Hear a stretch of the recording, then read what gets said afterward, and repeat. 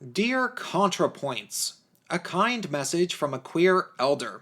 Hey, it's Prince of Queens, and a lot of people in my audience are probably sat there behind their computers, eager for me to say something to the effect of, "You think you're a lot smarter than you are." But of course, I'm not going to do that exactly, because I'm not sure how smart you think you are today. Instead, here's a longer and slightly more patronizing consolation prize, because I guess I can assume by your ignoring of my tweets that you want me to make a whole video about my opinions of you. Honestly, I wanted to talk to you and get to know you because you confused me, but I guess I just have to tell everybody what my read is. In Contra's favor, Contra hints at a lot of things that are accurate in regards to criticizing the left. Fine. Against Contra, Contra delves into territory of saying stuff that isn't entirely accurate in regards to praising the left, and casually brings up center-right ideas basically only enough to show that Contra doesn't really understand them, and then when Contra approaches the territory of saying what Contra really thinks about government, it seems like Contra usually just changes the subject and makes a joke instead, as if to rickroll the audience. As Contra said very clearly in the video about how to spot a fascist, sometimes irony can be a safe way to explore ideas that you aren't quite ready to own yet. Which is deliciously ironic coming from somebody who is willing to make jokes but seemingly has no idea what ideas they want to get across, aside from chucking dull knives clumsily over their shoulder at straw men of the alt-right, while college-aged anarchist leftists undoubtedly cheer Contra on for trying to hit a target that they have yet to even catch a glimpse of. Now, Contra would come close to being tolerable to me as an individual because I too don't really know what I am exactly in terms of my own governmental ideas. I fully admit that I toyed with the label alt-left, cringe, completely erroneously when I thought it might mean Bernie Sanders type leftists before I gave up on him. But then I gave up that label when it became associated with Antifa, and eventually I realized that, as usual, I had no appropriate label for myself outside of maybe descriptive labels like men's rights advocate, which is simply a term to describe what I actually do on YouTube. I mean, I spend a lot of time advocating for the gender-specific issues of men and boys. That's simply a fact, so I'm a men's rights advocate. However, despite seeming to totally know better, Contrapoints still likes arbitrary prescriptive labels that don't mean anything concrete. For example, Contrapoints identifies as a feminist, despite me never really seeing Contra devote a lot of energy to smashing the philosophical patriarchy. Because, although Contra admits that almost all feminism is awful and that it is also the status quo, Contra is such an edgelord that Contra can even be edgy by being part of the status quo. Mind blown. But should we be surprised?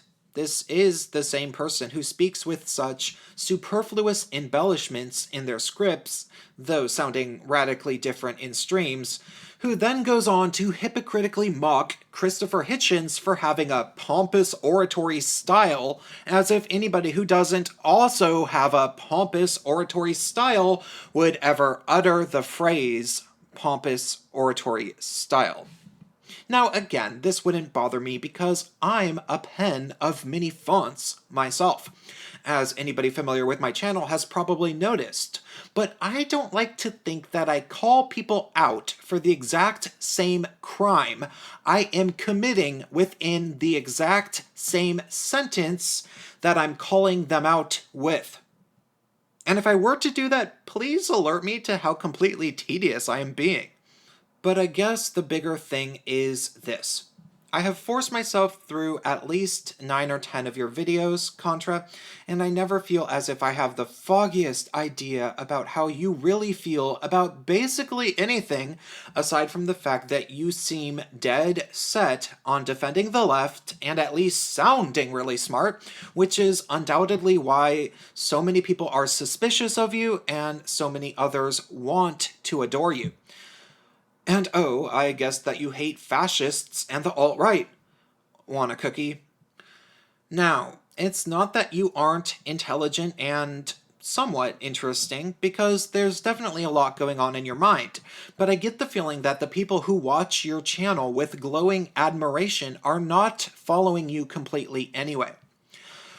This is likely because you are deliberately using vocabulary that much of your audience doesn't actually follow, which is probably just force of habit after you've grown lazy in the realm of impressing leftist academics that can't be bothered to critically examine their own peer reviewing and will instead give full or partial credit to anything that sounds good.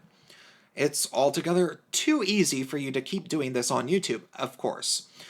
But worse, you aren't properly tackling the feedback of your important critics, not because it isn't valid, but because you seemingly decided not to care about it. Because reasons. And no, I'm not talking about the alt-right. I'm talking about those centrists that you pretend you think you're so much smarter than. But we all know you're also kind of afraid of facing.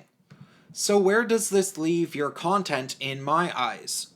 Well, it leaves it in the realm of maybe the great white hope of intelligent YouTube leftism with a bizarrely high budget and a seeming self-esteem problem and identity crisis, which, again, is apparently appealing to your audience, probably because that's where most of them are at as individuals themselves. But aren't you a lot older than most of your audience? Shouldn't you have a better sense of yourself at your age? Thus, it's due to your own inability to get anywhere near articulating your own stances, in general, that makes me pause and be completely skeptical about both the validity and even integrity of literally all of your videos. I mean, if you chose to be a feminist because you somehow stretched that into being edgy in your own head, what else are you capable of? Why should I ever trust a single word that comes out of your mouth if you have already bragged about arbitrary loyalties to tribalism that you regularly also ridicule? I watched some of your early videos, and I can see how you could have been appealing to some young lost souls over a year ago, especially people in university, and even more especially those who have been labeled SJWs unwittingly by their peers. There was honesty in those videos about why you left academia and how you became labeled as an SJW, and I respect that honesty. However, eventually, I can only imagine, this is just my speculation about you, that after getting a lot of attention for the seeming mere act of being articulately confused, you decided to start fully embracing some sort of a messianic blind leading the blind persona, which would be maybe kinda cool if you were better at being a bit more clear about just how little you know. But I don't feel like that's what you're doing. Instead, it seems like you're telling the young leftist kids to have faith in you, and you're leading them on to keep them wanting more out of the left. You're trying to promise them that there are still some smart leftists who can defend leftist principles, theoretically, but you never really bother to actually defend the leftist principles all that much that you act like you have allegiances to. At least not as far as I've seen, and if I'm wrong, somebody please direct me to the exact video where Contra goes into depth defending socialism and communism particularly well, because I just haven't seen it.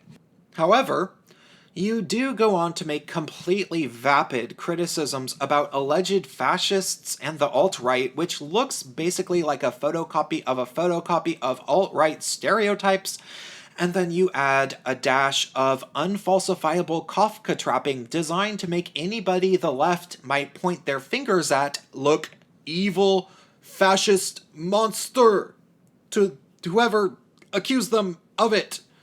It's almost as if you've never talked to a right-wing person ever and instead opted to look at the Antifa handbook for your information about a boogeyman you're eager to repeat tales of. Though, again, this shouldn't be surprising when you admitted honestly that you and your graduate-level classmates had no capacity to argue against libertarianism when it came up in text. That being said, the fact that you are continuing to try to teach people about something, but never really saying what exactly, is what is bothering me. You see, instead of pointing to an individual and saying, see, this is a fascist, this is how they became that way, this is how people should avoid it or fight against the mentality, or something that might possibly be useful, instead, you point to a bunch of completely innocuous cues drummed up that could easily frame just about any right-wing person that might become a target of left-wing goons. Again, your version of fascist seems to entirely be strawman. A strawman version of this alleged fascist that I don't know if anybody can really point to. Who would it be? Richard Spencer or something? I don't know. And as far as I can tell, you're just doing it to make people paranoid about anybody who gives the OK symbol, posts a Pepe meme, or gasp, drinks milk. And then you conveniently say that you aren't accusing everybody who does these things of being fascists, like you didn't just say that they probably are. Worse, you act like centrists wondering if maybe they will be targeted next for supposedly being a fascist is a foolish fear. But you know perfectly well that with the way you yourself are talking, it isn't. As you are making it painfully clear that just about anybody could be accused of fascism by your own standards, while you smugly pretend that you don't want this to happen. So what do I want from you? Well, I could be like you and beat around the bush, but that's not really my style. And sorry for maybe having the title be slightly misleading, because I guess this message isn't really all that kind. But I'm doing my best. What I'd like for you is to maybe stop pandering to Antifa, if you can get out of that contract, and start to admit that you're a bit more like some of the rest of us than you are willing to come right out and say, and that the only thing that likely really differentiates you all that much from people like Theron Meyer and myself is your pompous oratory style. And maybe the fact that you're slightly a bit late to the party. Has it ever occurred to you that you were too invested in your career in far leftist academia to admit that maybe 90% of it or so was bullshit? I mean, I did that regarding the queer art scene that I was in for several years. I eventually stopped and asked myself whether or not I was maybe just kind of holding a lot of faith in things I never truly believed in. Did it mean I went full-blown right-wing? No, of course not. And I'll agree that it does seem to be the case that there are some people coming out of the woodwork who are legitimate right-wing bigots, and even alt-right true believers. There's a few of those. Though that shouldn't be surprising that they're coming out of the woodwork, considering the relentlessly bigoted nature of the left in the current year and for the past 4 or 5 years. Still, in my case, what it did mean for me to have the realization about all of the queer people I was running with and how blind to so many things they were, what it did mean is that I decided to go the exact same cliche route that Sargon, Dave Rubin, and even the amazing atheist did, which was begin criticizing the tribalistic herd that I ultimately naturally associated with the most, which is where I was raised, which would be the left, because that's all we can really do when a battle is finished. You walk away from the battlefield, you mend your wounds, you stop talking shit to the people from across the battlefield, and you start introspecting with your peers about what went wrong or what went right, instead of calling the enemy evil and blaming the enemy for attacking you in the first place as if you are surprised that they did it. Because let's face it, you attacked them. And then, hopefully, after you do that enough, you come to the philosophical realization that there really is no enemy in the first place when it comes to getting your ideas across. And you start trying to appeal to people by saying what you mean and hoping to find an audience with that mentality. Or, in other words, Contra, you can use your platform to start to grow up before you have to pull a Dave Rubin in 4 years, deserting Antifa like he deserted the Young Turks. Though granted, now that I've said it, if you watch this video, you'll probably double down. Good luck to you, kiddo.